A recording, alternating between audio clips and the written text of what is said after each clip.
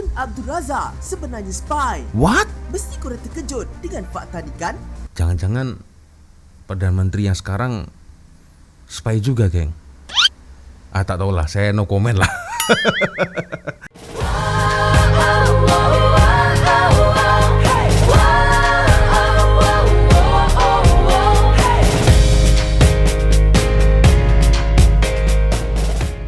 Yo, Re, assalamualaikum warahmatullahi wabarakatuh. Halo, Re, bertemu lagi di sini. Wak Lonjong, salam lonjong. Hia. Apa kabar kawan-kawan?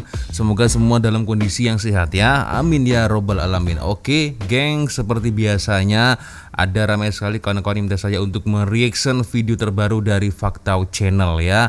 Dan ini dia videonya, Re. Oke, tajuknya ini agak sedikit seram ini ya. 10 rahasia gelap tentang Malaysia yang rakyatnya sendiri tak tahu. Wah, rakyatnya aja tak tahu, apalagi saya. Oke, ini menarik ini ya. Gimana, geng? Langsung saja ya, kita akan nonton seperti apa videonya. Tapi, Re, seperti biasanya hanya sekedar mengingatkan ya, untuk kawan-kawan yang mungkin belum sholat, Re ya, please tolong jangan lupa sholat dulu sebelum kita disolatkan nantinya. Aduh. Oke, geng ya. Kita mulai video dari Faktau Channel.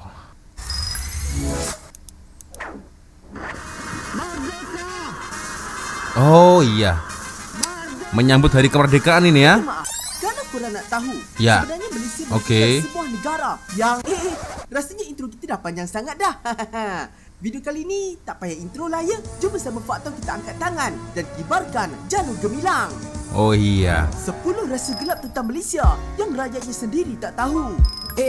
Sebelum tu jangan lupa subscribe Ya, Faktau subscribe, geng. dan jangan lupa tekan loceng. Ya, tekan loncengnya jangan lupa. 10. Oke. Filipina nak pakai nama Malaysia dulu. Wow. Ini menarik ini. Serius. Filipina nak guna nama Malaysia dulu. Wow. Oke, ini menarik ini. Seperti apa faktanya ya? Dulu, tahu tak kurang, sebenarnya sebelum penukaran nama tanah Melayu kepada Malaysia, terdapat negara lain yang mahukan nama Malaysia. Mesti korang tak pernah dengar tentang fakta ni kan? Terdapat pidato oleh Wenceslao Vincent, seorang pemimpin Filipina yang bertajuk Malaya atau Malaysia Irredenta, yang secara ringkasnya mahu menggabungkan gugusan Kepulauan Melayu seperti Tanah Melayu, Filipina dan Indonesia. Malah ketika nama Malaysia dicadangkan sebelum penubuhannya, Filipina pernah memujuk agar nama Malaysia ditukarkan kepada mereka. Namun gerakan gabungan ini terbatal selepas penubuhan Malaysia pada tahun 1963 yang merangkumi Tanah Melayu, Singapura, Sabah dan Sarawak. Dengan izin Allah Subhanahu Wa Taala, pada 31 hari bulan Ogos 63 kelak negara baru itu akan muncul sebagai sebuah negara yang merdeka dan berdaulat. Hidup Malaysia. Aku baru tahu ya, ini adalah suatu fakta yang menarik ya. Oke, ternyata dulu geng Filipina mau menjadikan nama negaranya ini bernama Malaysia. Nah itu oke. Saya yakin mungkin semua dari kalian baru tahu fakta ini ya. Oke. 9. 9. Asal usul nama Malaysia. Ini menarik ini. Kalau korang nak tahu, tak ada siapa pun yang mampu memberikan fakta yang tepat mengenai asal usul nama Malaysia yang sebenar. Namun antara teori yang terkenal ialah teori pertama, nama Malaysia telah wujud sebelum penubuhan Malaysia lagi berdasarkan peta dari tahun 1835 dalam peta yang dilukis oleh Thomas G. Bradford, seorang ahli geografi US, dan pelbagai lagi buku. Teori kedua, nama Malaysia dikatakan hasil gabungan antara dua perkataan Inggeris, iaitu Malay yang membawa maksud orang Melayu dan Shaya yang membawa maksud perkampungan oleh pelayar dan pedagang pada zaman itu. Bila digabungkan menjadi Malaysia, iaitu perkampungan orang Melayu. Teori ketiga, menurut penulisan di dalam buku berjudul Malaya, tulisan A.J. Stockwell, Malaysia merupakan nama pilihan Tunku Abdul Rahman sebelum merdeka lagi. Namun Tan Sri Ghazali Syafi'i, iaitu salah seorang daripada 4 anggota Suruhanjaya Kobol, mendakwa beliaulah yang turut mencadangkan nama Malaysia untuk persekutuan baru itu. Tentu ada latar belakang yang menyebabkan mereka terfikirkan nama Malaysia kerana ia sudah wujud lebih awal lagi. Kan baru tahu kita. ternyata banyak teorinya, geng ya. Kalau menurut kawan-kawan seperti apa? Wah, mungkin boleh komentar di ruang komentar, geng ya. Oke, ini menarik nih sejarah ini. Aku suka ini dengan sejarah seperti ini. 8. 8. Black Hawk Down. Oke. Siapa di antara korang pernah tengok cerita Ini. Black Hawk Down? Aku pernah nonton sih. That's not a war, Mr. Ito. It's genocide. Kalau korang nak Wih. tahu, cerita ini berkisarkan tentang kisah yang berlaku pada tahun 1993 tentang bagaimana pasukan tentera elit Amerika Syarikat cuba melepaskan diri Ya. setelah diserang oleh tentera Somalia ketika sedang melakukan misi bantuan. Filem ini dikatakan berdasarkan kisah sebenar, namun sebenarnya ia adalah tidak tepat. Ya. Ini kerana yang bertarung nyawa dan menyelamatkan tentera Amerika Syarikat di dalam filem itu sebenarnya adalah tentera Malaysia. Menurut Major Jeneral Besara Datuk Mat Rozi Baharom, iaitu salah seorang anggota tentera yang terlibat dalam operasi tersebut, disebabkan ini merupakan filem Hollywood, maka peranan Malaysia tidak diiktiraf, seolah-olah Malaysia tidak terlibat dalam misi itu. Nah, ini I kept turning around to this little Malaysian driver. I said, "You drive. You just drive this thing and get it the hell out of here." And he kept turning back saying, "No, we stay." When we got in trouble Uy. that night, we had to ask the Aye. United Nations to come help out, which they did. And again, I can't thank enough the Malaysians for what they did that night. Tapi terdapat versi yang lebih tepat, iaitu filem dokumentari bertajuk Black Hawk Down, The Untold Story, dikeluarkan pada tahun 2019. Malah Malaysia juga ada menghasilkan filem Ya. Hormat, Misi Bakara pada tahun ini yang Nah. mengisarkan tentang situasi yang berlaku pada tahun 1993 itu. Mara ke depan dan gerak sekarang. Aduh, aku belum nonton, geng ya, film Malbat ini ya. Sudah tayang di Pawagam tanggal 24 Agustus kemarin ya. Ini sepertinya menarik ya. Jadi sebuah kisah penyelamatan sandera tentara US di Bosnia, geng ya. Di Bosnia ini sangat menarik ini kalau kita nonton ya. Tapi sayangnya saya belum nonton, geng. Jadi so please tolong jangan spoiler ceritanya di komentar ya. Dan lagi memang dari pihak Amerika, nah di sini mereka juga sangat menyatakan berterima kasih kepada pihak Malaysia dikarenakan memang dari narasi yang pernah saya baca ya, pihak dari Malaysia ini mengirimkan tentara untuk menyelamatkan para army ya, army ranger yang ada di Mogadishu, geng. Dan ini adalah suatu misi bunuh diri sih ya, tapi ternyata para askar-askar Malaysia ini masih terus maju ya tanpa mengenal rasa takut. Ini luar biasa sih ini ya. Dan menurut aku sih fakta ini mungkin sudah ramai orang Malaysia yang tahu ya. Oke, kita lanjut lagi, Rek. 7. Oke. Lagu Negaraku. Ramai yang tahu sebenarnya Ya. diambil daripada bahan lagu Negeri Perak kan? Cuba korang tengok perbezaannya.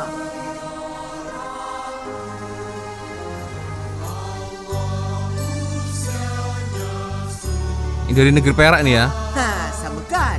Tapi tahu tak korang, sebenarnya lagu Negeri Perak diambil diinspirasi daripada lagu La Rosalie oleh komposer dari Perancis bernama Pierre-Jean de Béranger yang didengari oleh Sultan Abdullah ketika beliau berada di Kepulauan Seychelles pada tahun 1877.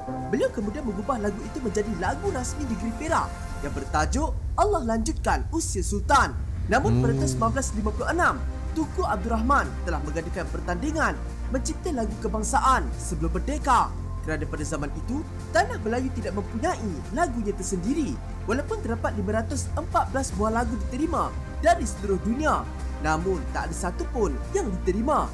Akhirnya, pihak jawatan kuasa membuat keputusan untuk mendengar semula lagu kebesaran negeri sedia ada dan mereka tertarik dengan lagu Negeri Perak. Rentak lagu itu kemudian telah diubah semula oleh Saiful Bahri, kemudian diperdengarkan buat pertama kalinya sebagai lagu kebangsaan pada 31 Ogos 1957 di Stadium Merdeka. Oke. So, awalnya berasal dari Prancis, geng ya. Jadi suatu musik orkestra dari Prancis ya kan. Lalu digubah sedikit untuk kerajaan atau Sultan Perak ya. Nah, dari Sultan Perak ini akhirnya sampai sekarang ya menjadi lagu Negaraku. Oke, ini menarik ini. 6. 6. Duit shilling haiwan. Oke, uang receh ya. Tengok rekaan duit yang ditolak atau di reject. Ui. Pada tahun 1966, Bank Negara Malaysia telah mengadakan pertandingan. Mereka bentuk duit shilling Malaysia yang pertama bagi menggantikan mata wang Malaya British Borneo keluaran negara British. Pertandingan itu telah disertai dan mendapat sambutan yang hangat oleh rakyat Malaysia. Sebanyak 3 pemenang telah dipilih dan rekaan-rekaan mereka yang berunsurkan pelbagai haiwan itu kemudian dipamerkan di Muzium Negara. Tetapi Okey. di dalam salah satu artikel yang ditulis oleh Datuk Muhammad Kasim Haji Ali di majalah Coin Digest 1989, beliau mengatakan Tunku Abdul Rahman yang juga merupakan Perdana Menteri Malaysia pertama tidak bersetuju setelah melihat rekaan duit shilling itu. Nak tahu apa alasan beliau? Kenapa? Tidak, ini tidak boleh. Orang akan ingat kita makan semua binatang ini kerana kita adalah negara demokrasi berparlimen. Kenapa kita tidak ambil sahaja gambar bangunan parlimen untuk digunakan sebagai reka bentuk sebuah shilling baru? Disebabkan hal itu, rekaan shilling bertemakan haiwan tidak digunakan dan ditukar kepada rekaan bangunan parlimen. Oh, gitu. 5. Okey. Sejarah bendera Malaysia. Ini. Ada yang mengatakan bahawa bendera Malaysia mengambil rekaannya daripada bendera Amerika Syarikat. Tapi sebenarnya ia adalah tidak tepat. Ketika di bawah pemerintahan Majapahit suatu ketika dahulu, kerajaan itu telah menggunakan bendera yang dikenali sebagai Sang Saka Getih-Getah Samudra atau Sang Saka Gula Kelapa. Ketika Okey. bertubuhnya negeri-negeri Melayu Bersekutu dan Malayan Union, rekaan bendera ini pula digunakan. Tetapi pada tahun 1949, Majlis Raja-Raja telah mengadakan pertandingan untuk memilih reka bentuk bendera bagi kerajaan yang bakal dibentuk. Daripada 373 reka bentuk, hanya 3 yang dipilih, iaitu reka bentuk pertama, reka bentuk kedua dan reka bentuk ketiga. Oh. Rekaan ketiga yang dihasilkan oleh Muhammad bin Johor. Hamzah dari negeri Johor telah dipilih sebagai pemenang. Namun terdapat 3 perubahan yang dilakukan untuk reka bentuk akhir. Pada 26 Mei 1950, buat pertama kalinya, bendera Persekutuan Tanah Melayu telah dikibarkan di pekarangan Istana Sultan Selangor dengan dihadiri oleh Duli Yang Maha Mulia Raja-Raja Melayu dan pegawai-pegawai King George keempat. Apabila pembentukan Malaysia pada tahun 1963, bendera Malaysia sekali lagi diubah Ini ya. pada bilangan jalur-jalur dan pecahan bintang. Ini menarik, geng ya. Berarti sejarah asal-usul bendera Malaysia ini ya. Oke, jadi berawal dari Sang Saka Getah-Getih Samudra ya. Akhirnya demi waktu ya kan ada beberapa perubahan ya. Nah, yang ini awalnya ini dan antara ini. Tapi ini yang jadi pemenang ya. Tapi akhirnya dirubah lagi sampai seperti sekarang, yaitu bintangnya bukan seperti ini ya. Oke, kita lanjut lagi, Rek. 4. 4. Time capsule bawah bangunan parlimen. What? Korang tahu tak, sebenarnya terdapat kapsul masa atau time capsule yang ditanam di bawah bangunan parlimen. Wow. Semasa pembinaan bangunan parlimen pada tahun 1962, lokasi yang dahulunya dikenali sebagai Bukit Folly Barat atau West Folly Hill telah dipilih untuk pembinaan tersebut. Ketika upacara pencatanah dilakukan pada 31 Ogos, kapsul masa telah ditanam serentak dengan peletakan batu asas bangunan tersebut. Apa yang terkandung dalam tu? Mesti korang tertanya-tanya kan? Kandungannya ialah salinan handset mesyuarat parlimen pertama negara Malaysia, surat khabar yang melaporkan peristiwa penting, sampel wang kertas dan shilling Malaysia, kepingan timah, kepingan getah dan benih padi. Siapa tahu bila diorang akan buka semula kapsul tu? Cuba komen di bawah. Oke. Ada time capsule juga ya. Ini menarik ini. Kalau ini saya rasa pasti semua orang jarang yang tahu ini. 3. Waktu di Malaysia diubah 8 kali. Wow. Sebenarnya zon waktu di Malaysia telah beberapa kali diubah untuk disesuaikan mengikut kepentingan negara di peringkat antarabangsa. Pada tahun 1932, Malaysia yang pada masa itu dikenali sebagai Persekutuan Tanah Melayu telah diawalkan zon waktunya sebanyak 20 minit, iaitu dari pukul 11.40 malam kepada 12 malam. Kemudian pada 1 September 1941, sekali lagi waktu Tanah Melayu dipercepatkan sebanyak 10 minit bagi menyelaraskan waktu tempatan dengan waktu antarabangsa. Namun apabila kedatangan Jepun ke negara ini pada tahun 1942, Tanah Melayu ditukar mengikut waktu Tokyo, iaitu 2 jam lebih awal. Namun kembali semula ke waktu sebelumnya selepas Jepun berundur pada tahun 1945. Akhir sekali pada 1 Januari 1982, iaitu selepas kemerdekaan.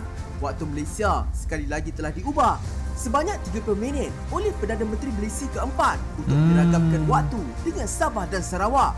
Waktu Malaysia ketika itu telah diubah dari pukul 11.30 malam ke 12.30 malam dan dilakukan di Jam Menara Bangunan Sultan Abdul Samad yang disaksikan oleh jutaan rakyat Malaysia pada masa itu.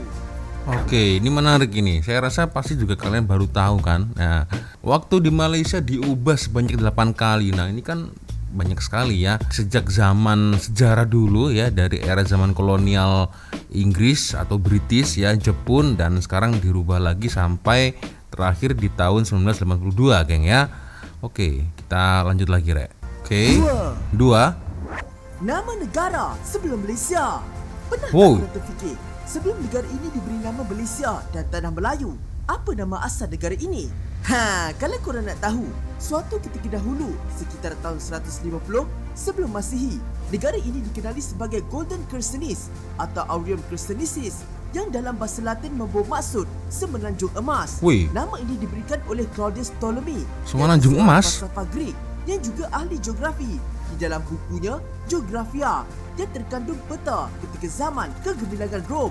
Menariknya, nama Golden Chersonese diberikan kerana Malaysia pada ketika itu merupakan kawasan yang terkenal sebagai kawasan yang kaya dengan emas. Oh. Semenanjung emas itu juga kini termasuk dengan bahagian selatan negara Thailand. Oh. Kan kalian terfikir tak? Ya kan? Bahwasanya apa nama negara sebelum Malaysia ini? Pasti nggak pernah terpikir kan? Baru terungkap faktanya di sini. Ini menarik ini admin dari Fakta Channel ini ya. Selalu memberikan fakta-fakta yang sebelumnya mungkin tidak pernah kita pikirkan, geng ya. Satu. Tun Abdul Razak sebenarnya spy. What? Mesti korang terkejut dengan fakta ni kan? Siapa sangka Tun Abdul Razak yang juga merupakan Perdana Menteri Malaysia yang kedua ini pernah jadi spy. Waduh. Kalau korang tengok gambar ni, di sebelah kanan sekali yang memakai cermin mata itu merupakan Tun Abdul Razak ketika berkhidmat sebagai perkhidmatan awam Malaya di bawah tentera Jepun ketika kedatangan Jepun ke negara ini. Apa yang menunjukkan dan ramai tak tahu, kunci sebenar Tun Abdul Razak menyertai tentera Jepun adalah untuk menjadi pengintip untuk mempertahankan negara. Pada ketika itu, ramai yang tidak mengetahui rahsia ini sehingga memanggil beliau sebagai pembelot. Tetapi, tanpa menghiraukan tuduhan itu, Tun Abdul Razak yang terkenal dengan kebijaksanaannya dengan mudah mendapat kepercayaan daripada pihak Jepun dan dilantik sebagai pembantu di pejabat pegawai daerah untuk menyelaraskan banyak aktiviti dengan tentera Jepun. Ini telah memudahkan beliau untuk mendapatkan maklumat pergerakan tentera Jepun secara sembunyi, di mana beliau secara senyap-senyap menyampaikan maklumat itu kepada pasukan gerila Wataniah Pahang yang diketuai oleh Yop Mahidin. Disebabkan keberanian Tun Abdul Razak yang menjadi pengintip di kawasan musuh telah memberi peluang yang besar kepada kejayaan askar Wataniah Pahang menentang askar Jepun yang pada masa itu memiliki jumlah yang jauh lebih ramai dan berjaya mematahkan banyak aktiviti serta rancangan tentera Jepun secara rahsia. Fakta memang betul-betul kagum dengan Perdana Menteri kita yang kedua ini yang juga dikenali sebagai Bapa Pembangunan.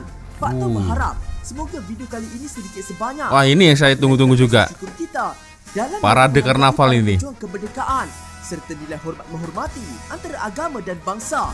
Fakta akhiri video ini dengan laungan Merdeka! Merdeka geng, luar biasa ya. Fakta-fakta yang diberikan Fakta Channel ini sangat-sangat di luar dugaan ya, di luar apa yang kita pikirkan geng ya. Dan juga selamat menyambut hari kemerdekaan untuk kawan-kawan yang ke-66 geng ya, pada tanggal 31 Agustus nanti. Dan momen-momen seperti parade uniform, parade kereta-kereta, parade askar ini saya tunggu-tunggu ini nanti ya. Apakah akan dilaksanakan di momen kemerdekaan Malaysia? Nah, mungkin kalian boleh berkomentar ya. Saya ingin sekali ya melihat bagaimana konsep tahun ini seperti apa ya. Dan by the way, tentang video tadi seluruh rahasia gelap tentang Malaysia yang rakyatnya sendiri tidak tahu, ini sangat menarik. Terutama fakta yang pertama tadi geng ya, yaitu tentang Menteri Tun Abdul Razak ya, Perdana Menteri Malaysia kedua. Ternyata beliau adalah seorang spy. Ini yang wow, ini luar biasa ini ya. Jangan-jangan Perdana Menteri yang sekarang spy juga, geng.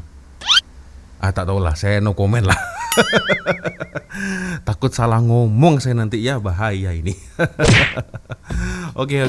Tapi yang jelas luar biasa ya, dari 10 rahasia gelap, rahasia gelap tentang Malaysia yang dibeberkan oleh Foto Channel ini sangat menarik ini, gengnya.